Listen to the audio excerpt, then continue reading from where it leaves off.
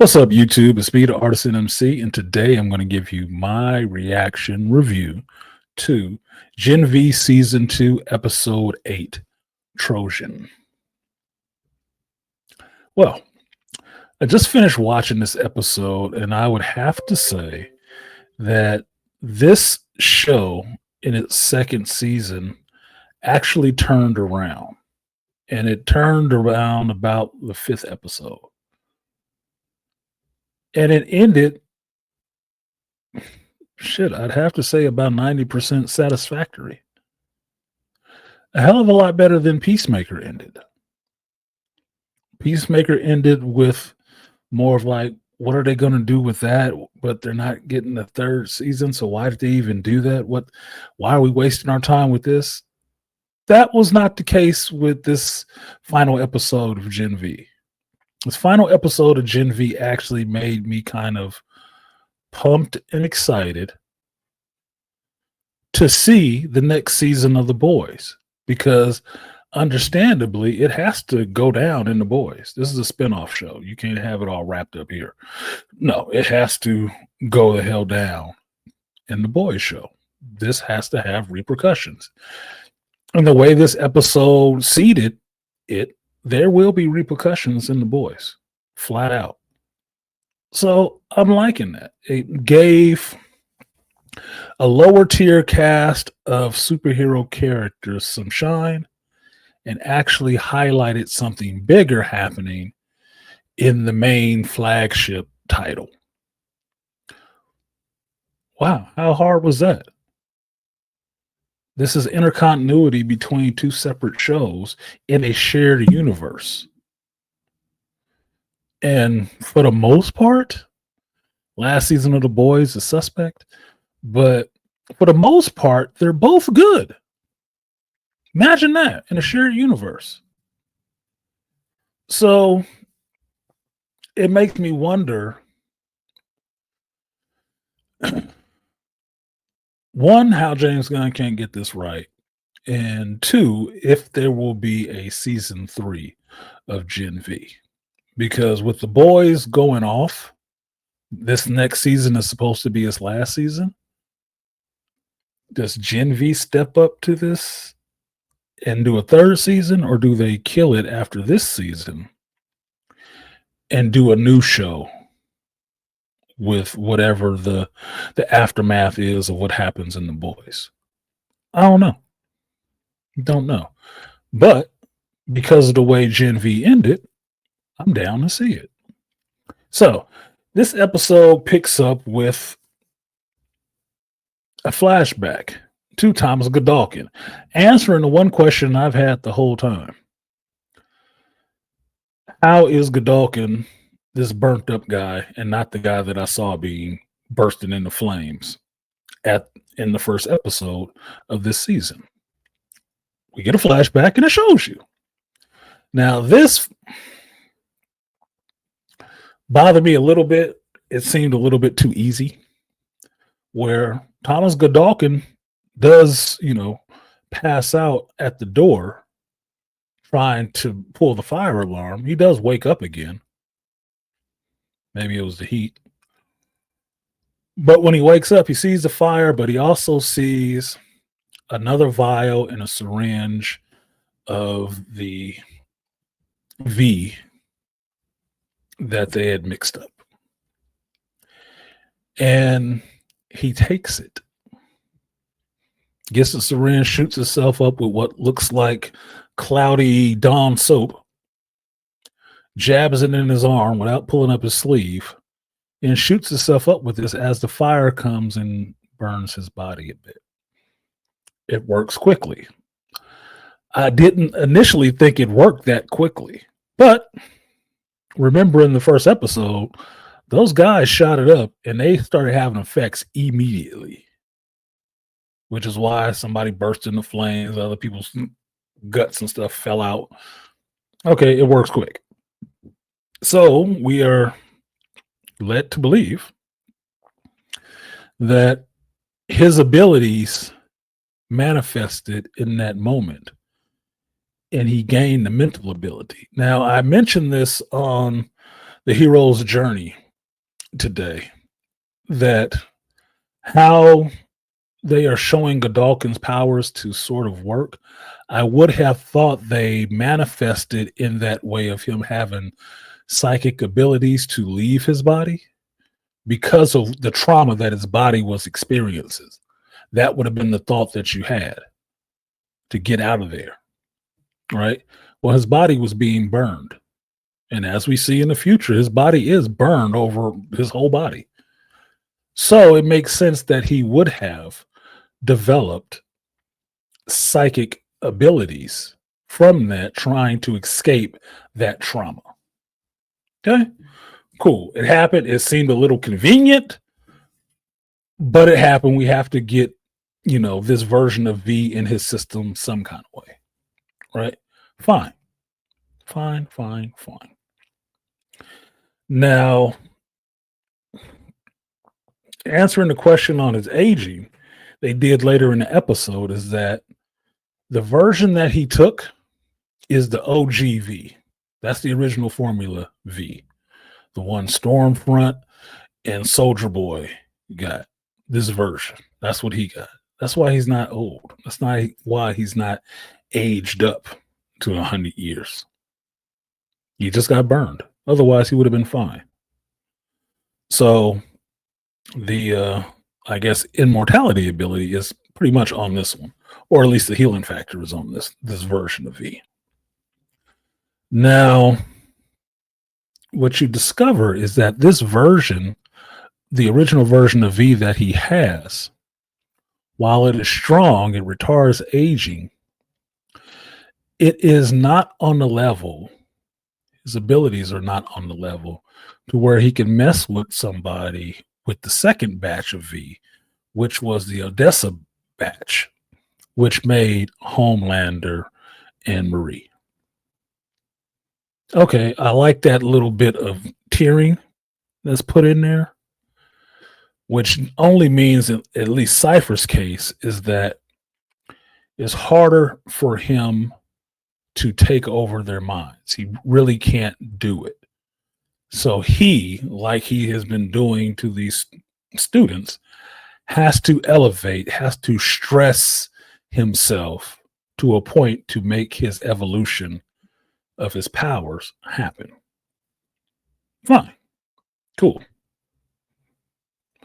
In the show, we see him enjoying his senses, enjoying the fact that for the better part of 60 years or so, he has been in another person's body, not being able to feel and taste the world. Can't really feel it. He's walking around in it, but he can't feel it. And he uses the term that it has been like living inside a condom his whole for all these years, which is kind of funny. It's like, yeah, you can see it, you can't feel it though. There's something in between you and feeling it that just not there. The sensations though are something else. So that's what he's imbibing in: food, drink, sex. He's imbibing. He's enjoying the senses of being alive and being able to feel and touch and have that sensory input from a body. Now, on the flip side of this story, which I will not give you chronologically just because I want you to actually watch the episode, you get the story of Doug. And Doug is the body that Cypher was in last episode. And you see, and you get the story of Doug from him about how Cypher got into his body and what types of things Cypher did while in his body. That from Cypher being in his body, Doug knows a lot. And what he tells the crew is that Cypher had him kill his first host. Because that's all it was. Some doctor invited this guy to the house to fix a television or something like that, and Doug came over to try to fix that stuff.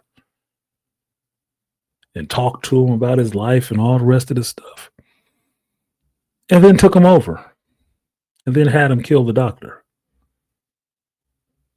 So Doug was there for everything that Cypher's done from that point. He could see it, he just couldn't stop it.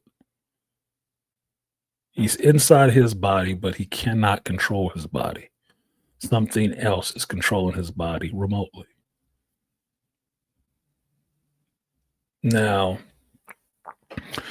this is kind of messed up in a sense because it is like being in your own personal prison. To me, it would be like what happened to Richard Pryor, how he just lost motor functions and stuff like that, where his brain was alert, but he can't move his body. So the humor and everything that made him him is still there, still sharp. He just can't move his body. Kind of like Stephen Hawking. So that's kind of messed up. It's like its own personal hell. But Doug describing what he went through and what he did is telling, because while Cypher can't feel what was happening, Doug does. He does feel it. And some of the damage he has taken is shown. Ouch. Now, Polarity tries to get Doug some medical attention, and the rest of the crew go back to the university to figure out their next steps. And what you find in their next steps is that Cypher has put out a bulletin to the school over their phones that he is Thomas Godolkin. His death was rumored, but not true. It was a lie. He eliminates the tier system from the school, and he's having open tryouts for everybody to come in and test yourself so you can move up to the top 10. Plain and simple. He is enacting his plan to cull the herd, as he said. And people are showing up. Now, one of the things that Cypher has done after he's gotten out is hooked up with his boo, Sage. And you do get something interesting from Sage in this sense, where you do see her a little vulnerable. You do see her wanting something. But her actual plan is still not said. Her plan that she had with Godolkin is still not stated.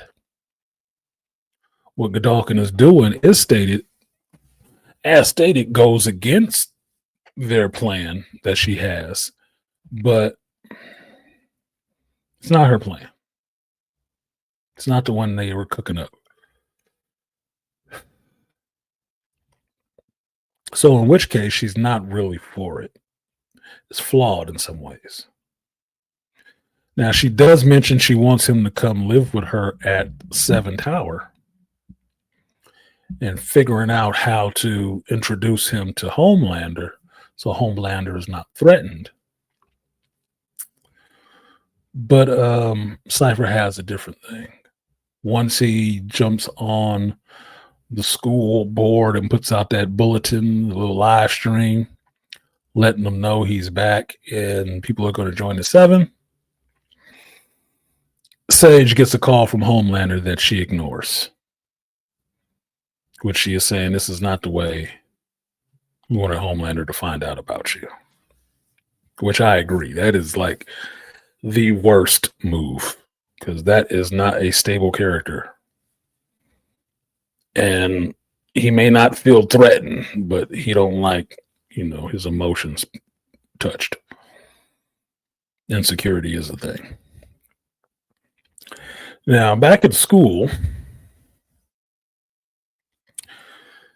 you get the kids coming in for this testing session, which you knew what it was going to be. This is the the small example of battle royale, right? That these soups got to fight each other. Thomas brings them in, and he runs the same test he ran on Marie earlier in the season.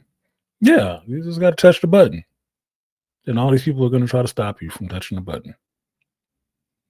But what you learn is they're not fighting each other; they're fighting Cypher.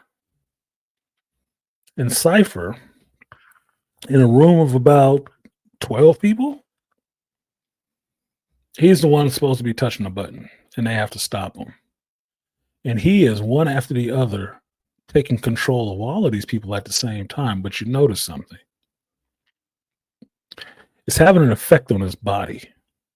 It's like bubbling up his body, like it's breaking it down in a sense. Like if you ever saw the old movie from the 80s, Scanners, when the two scanners, the two powerful ones, the brothers, were going at each other, trying to wipe each other's minds, their bodies start breaking down. Their physical bodies start breaking down, bubbling up and stuff like that, bursting in flames, all kind of crazy stuff. It's a good movie from the 80s. You should check it out. That's what I think is happening with Cypher, why his skin is bubbling. It's too many minds. He's controlling all of them at the same time. Now, while he's able to do it, and he needs a breather and talks to Sage, you find out what his whole deal is. Cypher is trying to level himself up the same way he was trying to level up Marie. Because Marie is only a focal point of him knowing where his next tier is. That he cannot control Marie. That's why he always tried to talk to her. Manipulate her into doing what he wanted. Because he could not take control of her directly. She's too strong. He tried. He couldn't. This is what Doug revealed. That Cypher tried many times while they were in Elmira. He couldn't get into Marie's head. Not that way. But in his own body now, he can try to level up his ability to increase it to where he could take her over. And if he could take over her, he could take over Homelander. Well, Sage doesn't like that because Homelander figures into the plan that she has. What her plan is, I don't know. But my thinking was that she actually hated Homelander and wanted him out of the way. Apparently, she has some bigger plan. Maybe she just wants to take his place and have him as the attack dog. Who knows? Guess we'll find out. Now, Sage doesn't like this plan. But even in that short time, Cypher has leveled up because immediately after that, in that conversation with Sage, he is able to puppet all 12 of those soups at the same time. He has already gotten stronger. And for me, it's like flexing a muscle. Even if you have been laying down for a bunch of years, once you start flexing and working out that muscle, it will remember what it's supposed to do. And it will get stronger and stronger. The more you work it, the stronger it will get. He puppeted those 12 people. Okay, maybe one day. Now, the rest of our crew, our Gen V crew, know what's happening. Try to warn the rest of the students not to go to these things. Of course, they don't listen. So they devise a plan to come there and stop Cypher because this is a finale. You got to stop Cypher. You just have to stop him doing what he's doing. Okay. Well, sneaking into this training facility, you finally end up at Annabeth's vision where Cypher and Marie are face to face. And Cypher is able to take control of Marie. Yikes. That means he was potentially strong enough to take over Homelander. If he can take over Homelander, game over, boys and girls. That is the strongest soup. You got him. That'd be like Darkseid taking over Superman. Do what you want, but it's going to be bloody. It's going to be bloody. Now, even though Cypher is able to take over Marie and use her to take over the rest of the Gen V gang, hobble them, put them on their knees, groveling, and now you're sitting here trying to figure out which one of these characters is about to die, because that's what Cypher, the type of time Cypher is on. He does not care about killing other soups, especially if he deems you inferior. No, he doesn't. He does not care. They are stopped in the nick of time from being, popped by Polarity. Now, something interesting happened on the way to the hospital with Polarity and Doug, which gave, I'm not going to say it, it gave an interesting swerve to some things and reminded you of some stuff that happens in another show that you might have forgotten if you didn't watch last season. So it really ended up getting you hyped for this crossover appeal of these two shows. But Polarity does show up here to take on Cypher. And he lets off a magnetic burst and everybody is set free. Because as we know, his power is kind of a check against Cypher. Cypher can't do what he does against Polarity. He can keep him out of his head. He can keep him out of other people's heads. And sure enough, because of this, he loses his control over Marie. And now Marie and Polarity kind of have their way with Thomas Godolkin. So moving on from that, you got to watch it. I'm not telling you what happened. Polarity tells the kids, the Gen V gang, that they need to go. They need to leave this campus, and they don't know when they're coming back, but they need to run. They need to run and they need to hide because Vault is coming. All right? Polarity stays behind.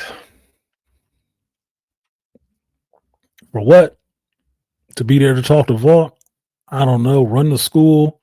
I don't know. Black Xavier? Maybe. We'll see what happens if there's a season 3. Otherwise, this is Polarity's last stand, and the kids run away from there to get away. Now, assumably, they're looking for Edgar's place, but they don't remember their way back to Sam Edgar's place. Idiots. Modern generation, dude.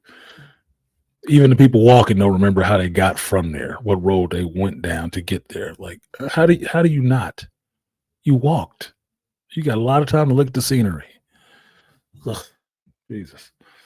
Anyway, they end up stopping off somewhere to talk and figure out what their next steps are going to be.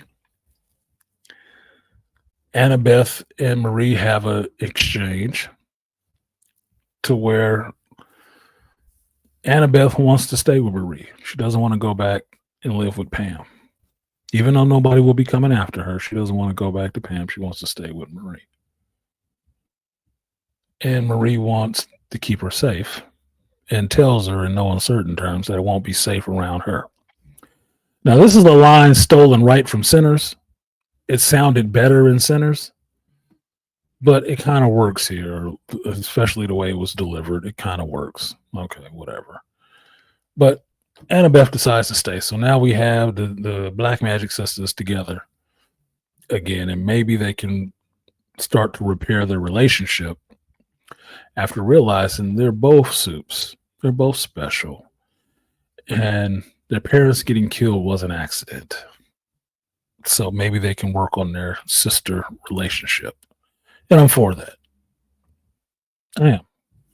Nothing weird about it. It is. I like seeing relationships resolve or fix. Right. So while they're standing outside in the middle of nowhere, you know, lights start flickering and stuff like that, and somebody drops in on them. Starlight. And Starlight offers them a position in the resistance. She wants to bring them in because they're out in the middle of fucking nowhere where anybody could find them. She wants to take them in. And Starlight is accompanied by somebody, which I won't say, but was actually cool to see. Like, oh, okay. And now you get the sense that this team of soups, these young, or not even young, these college age kids are going to now be in the boys next season as well, because they're part of the resistance against Homelander. They're aligned with the Starlighters now. So which means we'll get to see them again in another episode. And we get to see them up against, assumably, other members of the Seven or other superheroes and see who's the strongest. That could be fun. That could be really fun. Superhero fights. Who doesn't like those? I mean, Endgame 1 ran on that. Like Civil War made money on that. Like, who don't like seeing superheroes punch each other in the face? I mean, I wanted to see a second season of Jupiter's Legacy for that. So, that was the end of the episode. That was the finale. And that finale left a taste that I want the next serving of that. That if the show went away after this episode, I would be disappointed that I didn't get a season 3. Peacemaker going away of how he ended the episode, I don't give a damn about watching the season 3. I don't care. Not if I was going to get more of the same crap I just got this last time. No, whatever.